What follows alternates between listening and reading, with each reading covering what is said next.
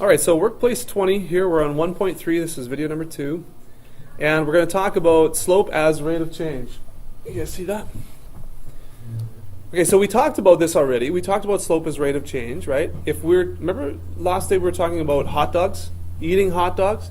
So if you can eat 10 hot dogs in 5 minutes, there's a rate involved there. And that would be hot dogs per minutes.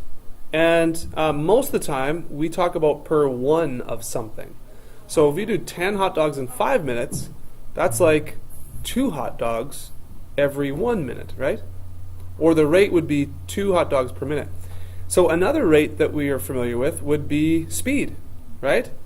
If you travel a certain distance over a certain amount of time, that's the slope of that line is rise or distance divided by run or time. So distance over time, as you see here, is our speed. You see that?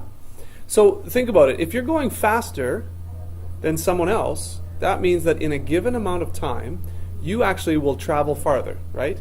If someone's running and another person is walking, the person that's running is going to get farther in a certain amount of time, right? So if we have a faster rate, then that means that the distance that they go is more in the same amount of time. So look at these two. So this point right here represents 150 kilometers from 0 here, 150 kilometers in a span of 2 hours. Okay? So that's 150 kilometers in 2 hours. And do you see how that simplifies to this? 75 kilometers per 1 hour.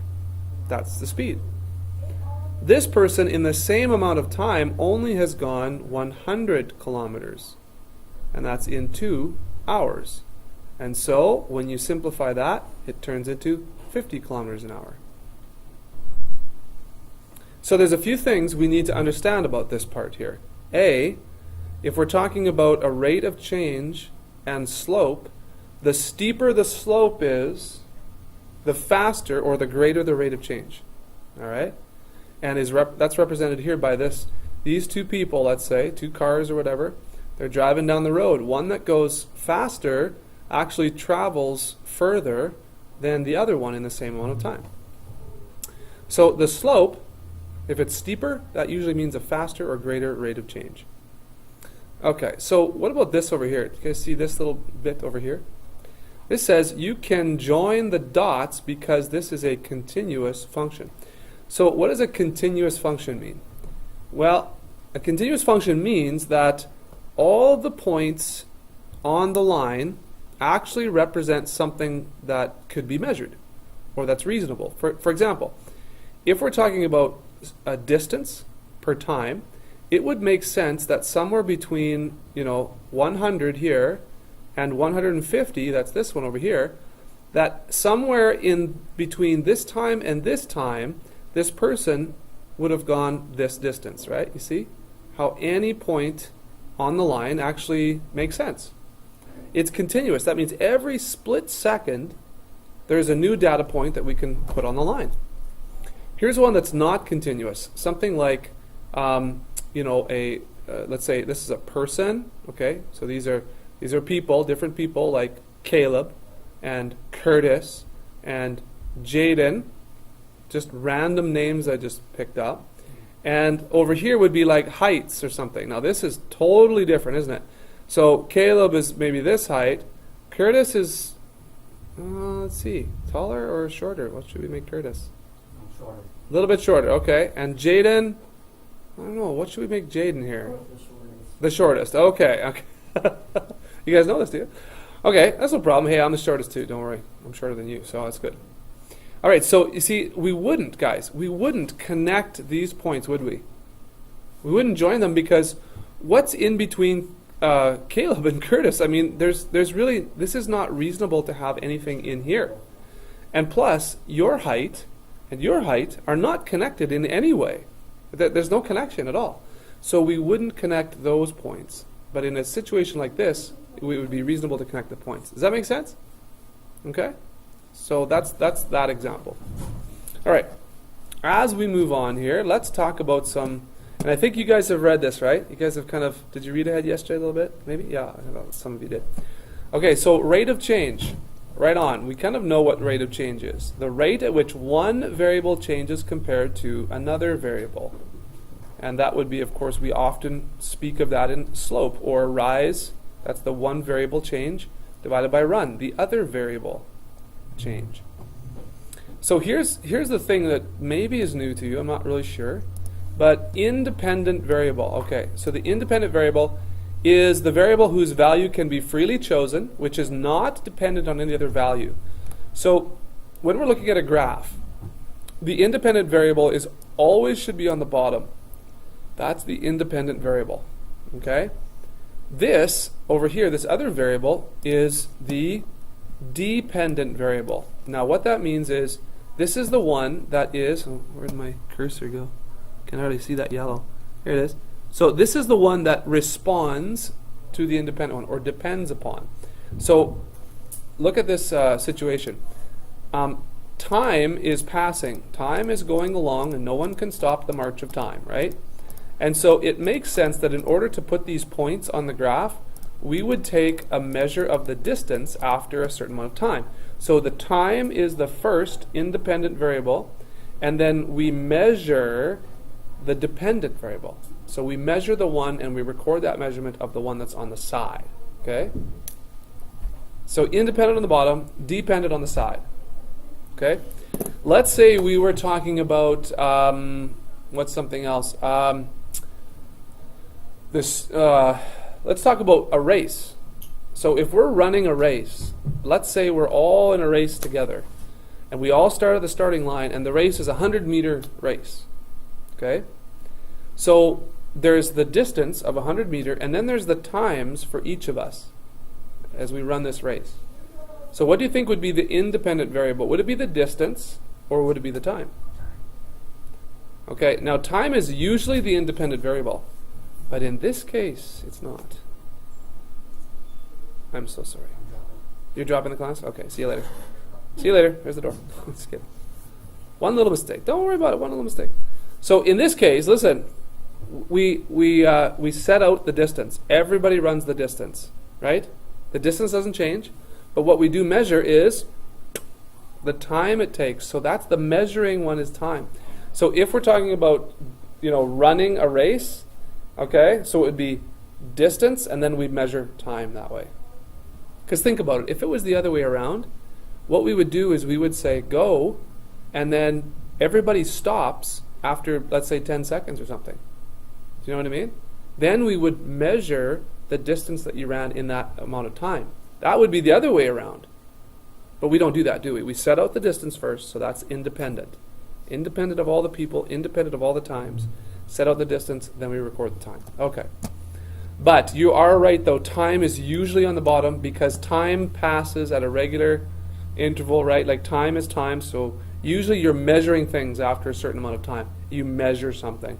So that's usually on the bottom. Okay. Very good, very good. So let's take a look at this example. Willard, there's a great name. Willard, does anyone know anyone named Willard? No? No one knows anyone named Willard? Okay, so Willard works as an electrician's assistant and earns $12.25 per hour. Oh, there's a rate, right? There's a rate.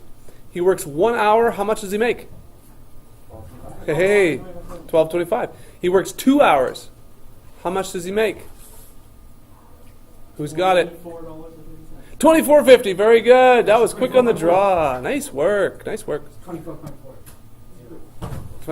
24.4. 24.4? 24.4? It's okay. Hold up, I've got the 5. Okay, so don't worry about it. Okay. 24. Okay, here's the question. What is the dependent variable? Dependent. Now, the answer is right here, okay. But the dependent variable. So what would he actually measure at the end of the day? What would he be concerned about? The money, right? So he would say, first you would say, how many hours did I work? Then he would calculate how much money he made. Does that make sense? So whatever you start with is the independent variable, and whatever you calculate or measure is the dependent variable. So he doesn't say, like the guy doesn't say, okay, when I make $100 today, I'm going to stop working. Like that's when my shift is done, when I make $100. You don't do that, right? It's like your shift is so many hours. That's what you start with. That's the independent variable. And then you measure how much you make after that. Okay. So graph the equation. Okay, so here's the thing. Remember, this is the slope. That is the rate of change. That is the slope. So let's take a look at the graph. Okay. So at 0 hours of work, how much money does he make? Yeah, 0, right? So that's why we start right down there. 0, 0. Okay, at 1 hour of work, he makes $12.25. Sorry, so we would put that right around $12.25. Now look at this. After 5 hours, how much does he make? What is $12.25 times 5? You got a chance to redeem yourself here. $61.25. So $12.25 times 5. Can we get a confirmation on that? Yeah. So what was it again? 60? 61.25. 61.25. Awesome. Okay. So this is $12.25 per hour. Look at this. Times 5 hours. So the hours cancel out and we got money. Money. Money. Okay. So those are 2 points. Now guys, guess what? Is this a linear relationship? Yes, it Is it a straight line? Yeah, so he doesn't like the more hours that he works, he doesn't actually make a different wage. Does that make sense? So it's the same rate of change the whole time. So that's a straight line at the slope of dollars per hour. Now here's the thing. Remember how usually lines are y equals the slope times x? That's how we usually make lines. Now the earnings, is actually the y variable. See that? So the slope is Y. Well, the slope is the amount of money he makes per hour. And then the x actually is what? The number of hours. So guess what? This is the equation of the line. There's the equation of the line right here. Does that make sense? That's the equation of the line. Okay, so what were the other questions here? What's the slope of the graph? What does it represent? We said that already. That's how much he makes per hour. How much will Willard earn in 5 hours? Okay. Well, we calculated that too, didn't we? 61.25. Oh, here's a good one. If he earned 183.75 on a job, how many hours did he work? Yes? 15. Okay. How did you get that so quickly? I did 183.75 divided by 12.25. Okay, so very good. You did the total money, 183.75, and you divided that by the number of the amount of money he makes per hour, right? To get hours. Okay, very good. And you said 15. Well, let's look on our graph here. Is 183? Is it anywhere on here? No. Oh boy, it's way up here. 183 would be way up there somewhere. And guess what? That straight line, if we were to extend that, would probably go way over here, which would be right about over here, which might be close to what you said. 15 hours. That's very good. Now, how could we figure that out? Guys, watch this. If earnings equal 12.25 times the number of hours, and you wanted to solve for hours, you would divide by 12.25. And that's exactly what you did. The earnings divided by 12.25 equals the number of hours. So that's very good. Is it all kind of fitting together a little bit here? Sort of? Good. You guys are doing great. Okay, let's take a look at this one here now. Oh, that's just some more of the answers. Good. 15 is correct. Okay, let's do a question or two together here. Okay. Let's see. Okay. Reggie is starting to practice for a marathon. Good job, Reggie. If he walked 3 kilometers in 30 minutes, what was his average rate in kilometers per hour?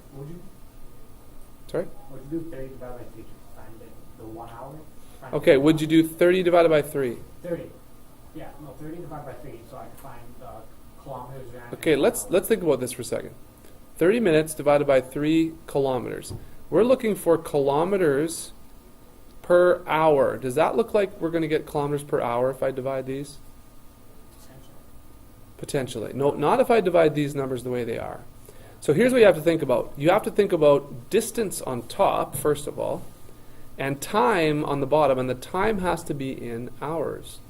So let's back up from this a bit, okay? You're right, we do have 30 minutes, and we do have 3 kilometers. So guess what? The kilometers has to be on top, so I'm thinking 3 kilometers is going to go on top of this rate. It's going on the top. Now, if I put in 30 down here, that's going to be minutes, isn't it? Is that what I'm looking for? Nope. Nope. So remember, in this chapter, we're doing a lot of conversions, aren't we? We have to convert from one unit to another. So how do I, like 30 minutes, how many hours is that? It's like half an hour. It is. It's like half an hour.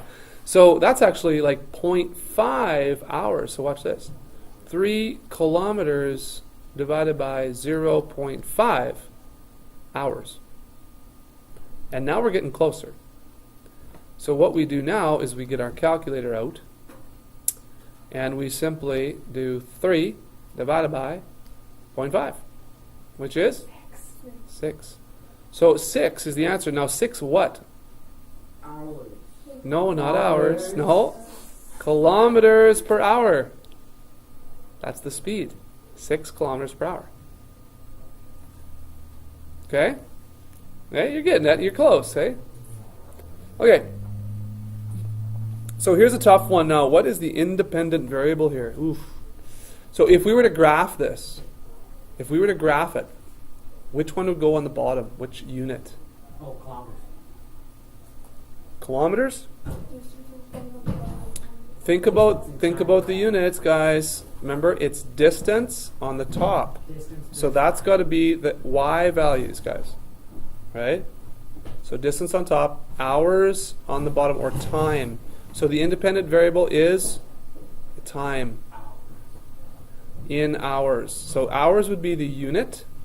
The actual, quantity would be time. I mean, I think it's okay if you say time or hours. Let's see if I can find out what they're actually looking for there.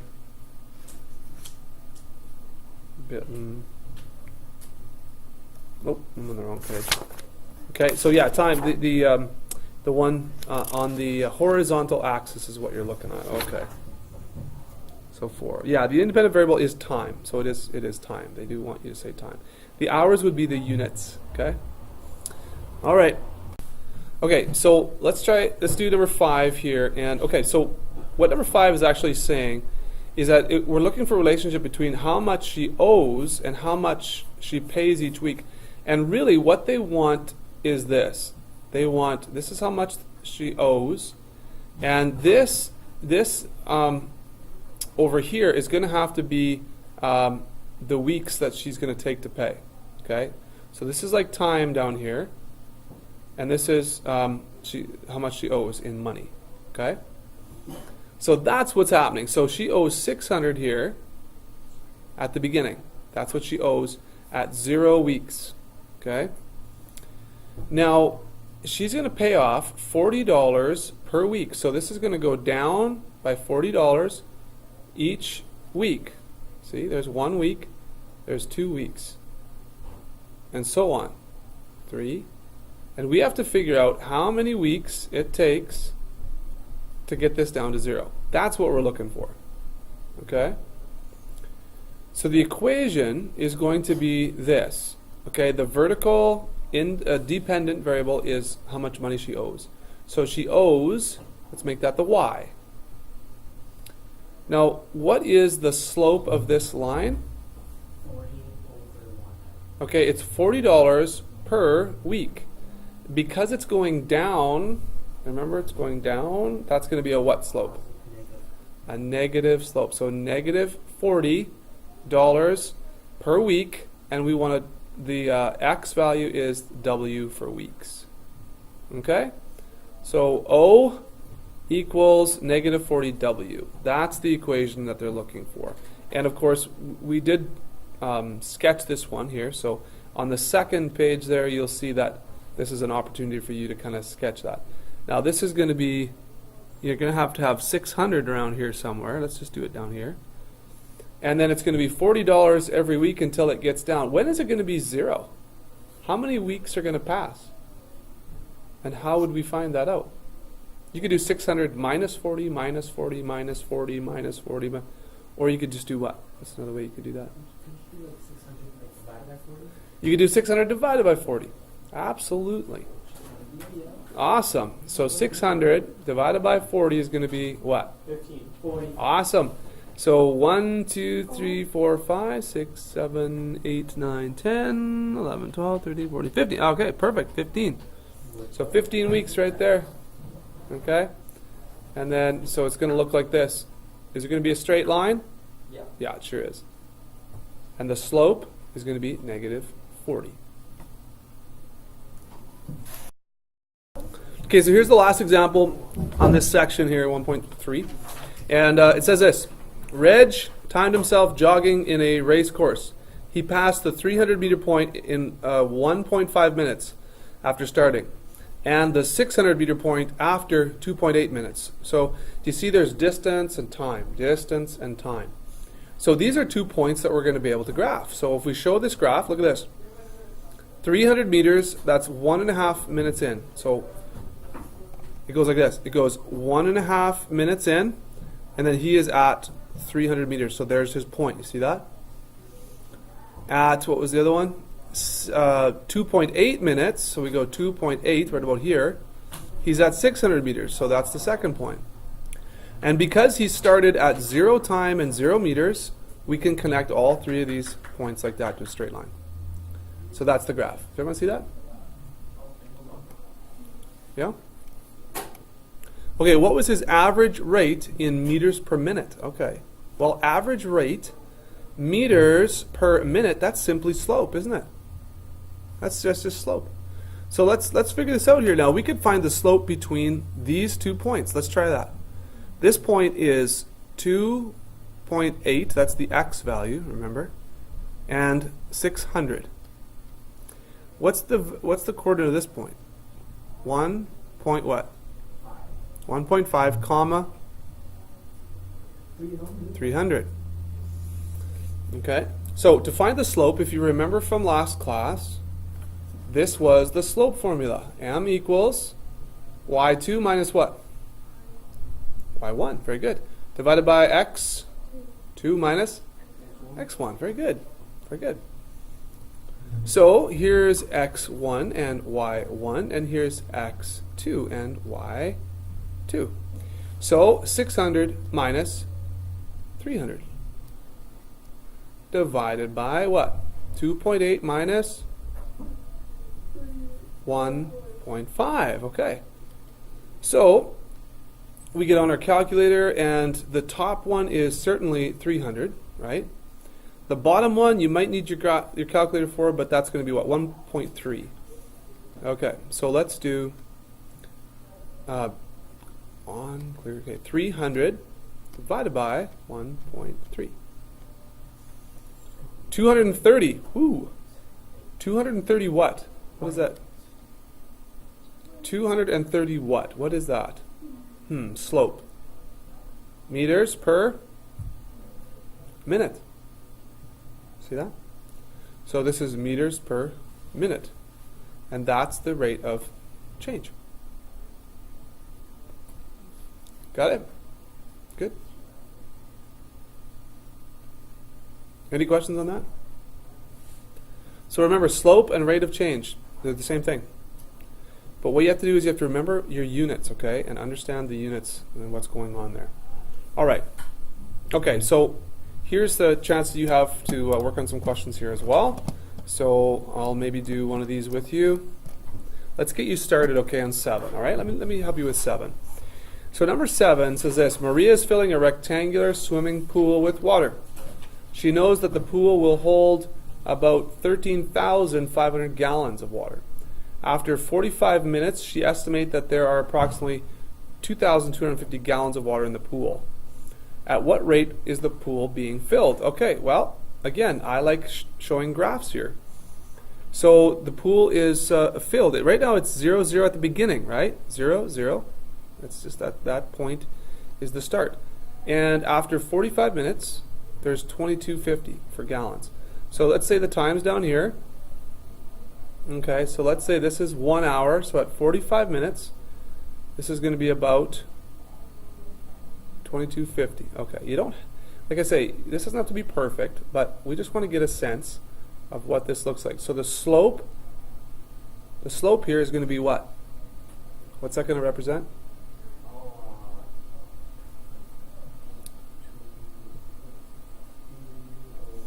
It's going to be the rate at which the pool is being filled, because this is gallons and this is hours, so it's going to be gallons per hour. So if we have 2250 gallons per, now in hours, 45 minutes is how many hours?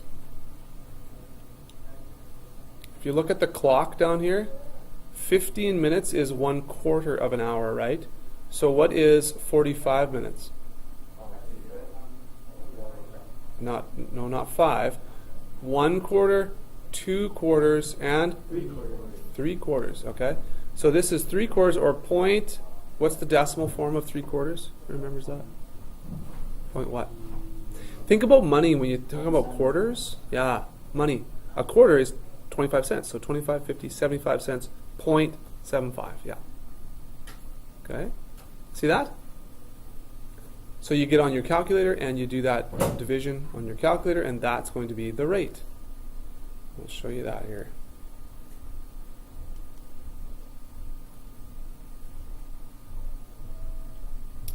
$3,000.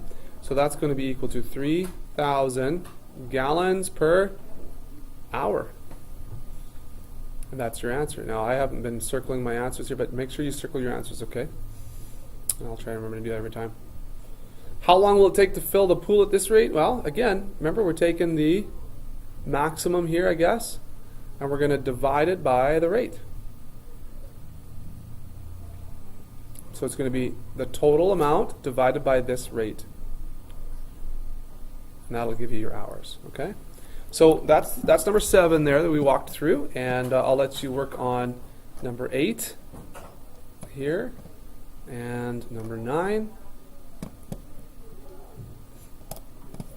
And then we're at the end of the chapter, practicing your new skills. So this also is the assignment you want to do at the end of the section. Okay? So you get the rest of this class to do that, and we'll give you some time tomorrow to do that as well. Okay? So, a question here. Mm-hmm. So both build your skills and practicing your skills? No, the build your skills will be due for tomorrow. I'll give you time tomorrow to work on the practice your So skills, don't right? work on, No, you can work on the practice your skills, yeah. If you're done the build your stuff there, build your skills, do the practice one. oh, Yeah, you can just keep going. And then this brings us to the end, guys, the end of the chapter. So we are looking at the test here pretty quick, right? Yeah, the end of the week here. Yeah, that'll be the plan.